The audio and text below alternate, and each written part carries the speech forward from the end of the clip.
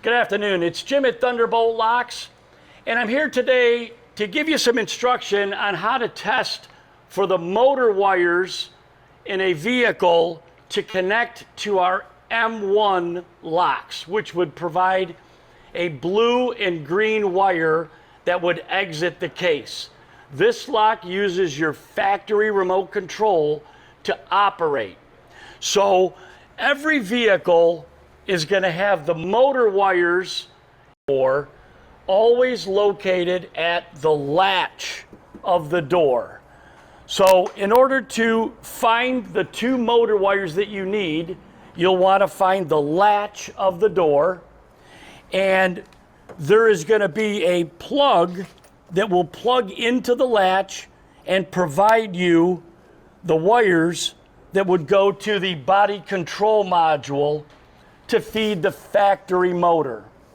So once you locate the harness with the wiring, in order to test these wires for lock and unlock, it's going to provide a 12-volt pulse of power on each lock, corresponding to when you press the lock button or you press the unlock button. Typically, we recommend using a digital multimeter. A lot of vehicles have sensitive circuits. If you're confident that you've found the motor wires and you just want to verify the testing, it's a durable circuit, and you could use a simple test light in order to verify that these are the correct wires.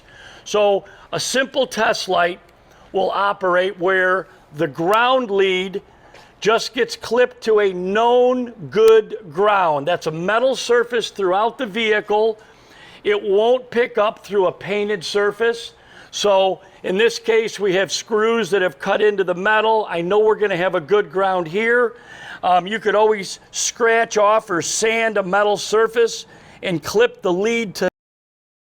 Once you have a known good ground, you will open up the wiring, the casing on the wire, to expose the bare metal. When you apply the tip of the test light to that wire and then you lock your doors, you will see that there's a quick pulse that happens on that wire. I'm going to move to the unlock wire, and you'll see that when I press the unlock or trunk button on this remote, I get a pulse verifying that that is the correct motor wire that you will need. Some vehicles, like the Mercedes Sprinter, the Ram ProMaster, will require that all the doors are closed or latched before it will send a lock signal to that wire, so that you can't lock your keys in the van.